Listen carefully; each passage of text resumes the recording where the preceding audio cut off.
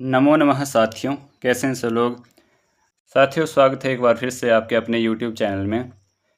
जैसा कि आपको पिछली वीडियो में बता दिया गया था कि जो शिक्षा शास्त्री प्रथम चरण की अपवर्ड मोमेंट प्रक्रिया है वो 2 दिन बाद आरंभ की जाएगी।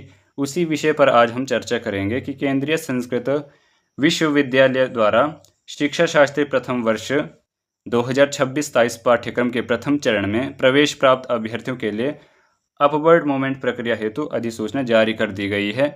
ये सूचना दिनांक 10 जुलाई 2026 को जारी की गई है और इसमें बताया गया है कि शिक्षा शास्त्री पाठ्यक्रम में प्रवेश प्रक्रिया के चरण के अंतर्गत विभिन्न परिसरों में प्रवेश प्राप्त कर चुके अभ्यर्थियों को सूचित किया जाता है कि विश्वविद्यालय द्वारा अपवर्ड मोमेंट हेतु आवेदन प्रक्रिया गूगल फॉर्म के माध्यम से ही 11 जुलाई 2026 से 12 जुलाई 2026 तक प्रारंभ की जा रही है। इस प्रक्रिया का उद्देश्य प्रथम चरण में प्रवेश प्राप्त कर चुके छात्रों को रिक्त रह गई सीटों पर इच्छित परिसर आवंटन करना है। ये प्रक्रिया विश्वविद्यालय के परिसर में संचालित शिक्षा शास्त्री पाठ्यक्रम हेतु लागू की जाएंगी, जिसमें विभिन्न परिसरों के नाम दिए गए हैं। इनमें केंद्रीय संस्कृत विश्वविद्यालय एकलव्य परिसर, वेदव्यास परिसर, रणवीर परिसर, गुरुवायूर परिसर, श्री राजीव गांधी परिसर, भोपाल परिसर, जयपुर परिसर, लखनऊ परिसर एवं सदाशिव परिसर ये सम्मिलित रहेंगे।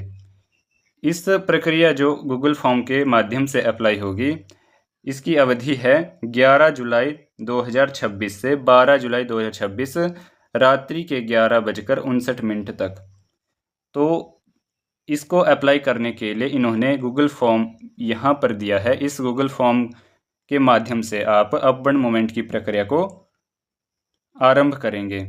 तो इसमें कुछ मुख्य निर्देश भी दिए गए हैं, जैसे कि इन्होंने कहा है कि प्रक्रिया केवल प्रवेश प्रक्रिया के प्रथम चरण में प्रवेश प्राप्त अभ्यर्थियों के लिए ही लागू है। यानी कि जिसका प्रथम राउंड में जिसका चयन हुआ है, जिन्होंने परिसर में प्रवेश कर लिया है, वही इसको अप्लाई कर पाएंगे। और अपवर्ड मोमेंट में भाग लेना अनिवार्य नहीं है। ये अनिवार्य नहीं है कि आपको सभी को ये भरना है। ये सिर्फ वही भरेंगे जो परिसर एक परिसर से दूसरे परिसर में जाना चाहते हैं। ये विकल्प केवल उन्हीं छात्रों के लिए जो परिसर परिवर्तन करना चाहते हैं। अपवर्ड मोमेंट के लिए आवेदन करते समय सभी परिसरों के विकल्प प्रदर्शित होंगे, परंतु अभ्यर्थी केवल उन्हीं परिसर का चयन करेंगे जो वे वास्तव में अध्ययन हेतु जाना चाहते हैं। यानी कि उन्होंने कहा कि जब आप गूगल फॉर्म को ओपन करेंगे तो वहाँ पर सभी कैंपस दिए होंगे, परंतु आपने वही चयन करना है जहाँ पर आप जाना चाहते हैं। और आवेदन केवल पंजीकृत ईमेल आईडी से ही मान्य होगा। यानी कि जो आपने पहले से ही ईमेल आईडी लगाई है अपने प्रवेश के दौरान, तो वही आईडी उसी आईडी से ये गूगल फॉर्म अप्लाई किया जाएगा। और अपवर्ड मोमेंट हेतु छात्रों के लिए 1000 शुल्क रहेगा, जो ऑनलाइन माध्यम से ही होगा। इसमें मैंने पहले बताया था कि 1000 ही शुल्क रहेगा। और एक बार आवेदन कर देने के पश्चात यदि किसी छात्र को चयनित विकल्पों में से किसी भी परिसर में प्रवेश आवंटित हो जाता है तो उसे उस परिसर में अनिवार्य रूप से जाना होगा। यदि आप उस परिसर में जहां भी प्रवेश मिलेगा अपवर्ड मोमेंट के दौरान, यदि वहां आप प्रवेश नहीं लेते तो आपकी जो प्रवेश पहले जहां लिया होगा वहां भी कैंसिल कर दिया जाएगा। और एक बार कोई नया परिसर आवंटित हो जाने के बाद किसी भी प्रकार की अपील या परिवर्तन या क्षमा अनुरोध स्वीकार नहीं किया जाएगा। उदाहरण के लिए जैसे मुझसे गलती हो गई इत्यादि, एप्लीकेशन कुछ नहीं चलेगा। एक बार आपने अप्लाई कर दिया और आपको परिसर मिल गया, फिर आपने वहाँ पर प्रवेश नहीं लिया, फिर इसके लिए आप ही जिम्मेवार रहेंगे। फिर प्रवेश की अध्ययन धारा यथावत रहेगी, जैसी चली है वैसे ही आपकी स्ट्रीम रहेगी। जैसे मॉडर्न है तो मॉडर्न में रहेगी और ट्रेडिशनल है तो ट्रेडिशनल में ही रहेगी। फिर ये प्रक्रिया केवल प्रथम चरण में प्रवेश लेने वालों के लिए ही है। भविष्य में किसी भी चरण में आवेदन कर चुके छात्रों को कोई भी अवसर नहीं दिया जाएगा। अर्थात यदि आपने आवेदन कर लिया है पहले चरण में, पुनः आवेदन नहीं करना पड़ेगा। फिर अपवर्ड मूवमेंट का परिणाम विश्वविद्यालय की वेबसाइट जो है sanskrit.nic.in उस पर जारी किया जाएगा।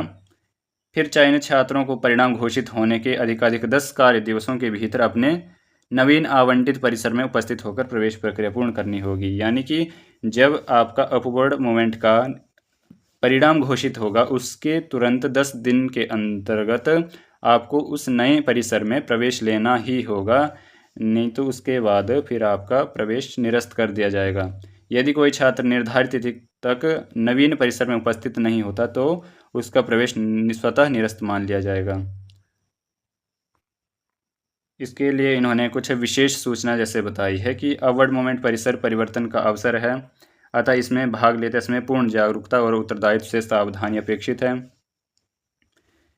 सभी छात्र सुनिश्चित करें कि जिन परिसरों का चयन कर रहे हैं उनमें अध्ययन करने हेतु मानसिक, सामाजिक एवं भौगोलिक दृष्टि से पूर्णतः तैयार हैं। किसी प्रकार के भ्रम, सामाजिक दबाव की जानकारी के अभाव में विकल्प न भरें। इसमें कुछ विशेष निर्देश हैं और इसमें कहा है कि यदि आप वर्तमान में आवंटित परिसर से संतुष्ट हैं, परिवर्तन नहीं चाहते, तो इस प्रक्रिया में भाग लेने की आपको आवश्यकता नहीं है। और यदि आप विकल्प चयन के दौरान एक से अधिक परिसरों की वरीयता क्रम में चुनते हैं तो आवंटन होने की स्थिति में आपको आवंटित परिसर में प्रवेश लेना होगा।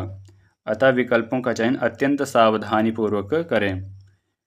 और यदि आपने फॉर्म भरा है और आपको नई वरीयता के अनुसार कोई परिसर आवंटित हुआ है तो वहां जाना आपको अनिवार्य होगा और आपको 1000 जो है शुल्क रहेगा, जो इस QR कोड के माध्यम से जमा करना होगा। इस QR कोड को स्कैन करके आपने 1000 शुल्क जमा करना है और गूगल फॉर्म जो ऊपर बताई है उसके माध्यम से अप्लाई करना है। फिर ये कुछ विशेष सूचना थी अपवर्ड मूवमेंट के लिए जो प्रथम चरण में जिनका चयन हुआ है और दूसरे परिसर में जाने का इच्छुक है। मैं उनको सलाह दूंगा कि सीटों के अनुसार ही आप प्रवेश लें। यदि वहाँ पर सीट है, आपकी कैटेगरी की सीट है जिस परिसर में आप जाना चाहते तो ही वहाँ के लिए गूगल फॉर्म अप्लाई कीजिए, नहीं तो वहाँ आपको प्रवेश नहीं मिलेगा और आपकी जो फीस होगी वो वेस्ट ही चली जाएगी। इसलिए ध्यानपूर्वक ही भरें। और ये थी कुछ विशेष सूचना अपवर्ड मूवमेंट के लिए। और इसी अपवर्ड मूवमेंट का परिणाम घोषित होने के तुरंत बाद आपका प्रवेश आरंभ हो जाएगा नवीन परिसर के लिए और उसके बाद द्वितीय चरण की दूसरे राउंड की जो लिस्ट है वो जारी की जाएगी केंद्रीय संस्कृत विश्वविद्यालय द्वारा sanskrit.nic.in पर इस वेबसाइट पर उपलब्ध की जाएगी। सारी सूचनाएं वहीं पर उपलब्ध की जाती है विश्वविद्यालय के द्वारा। और ये यदि सूचना अच्छी लगी तो चैनल को सब्सक्राइब कर लें और अधिक से अधिक छात्रों को शेयर भी करें। तो इसी के साथ सभी का धन्यवाद।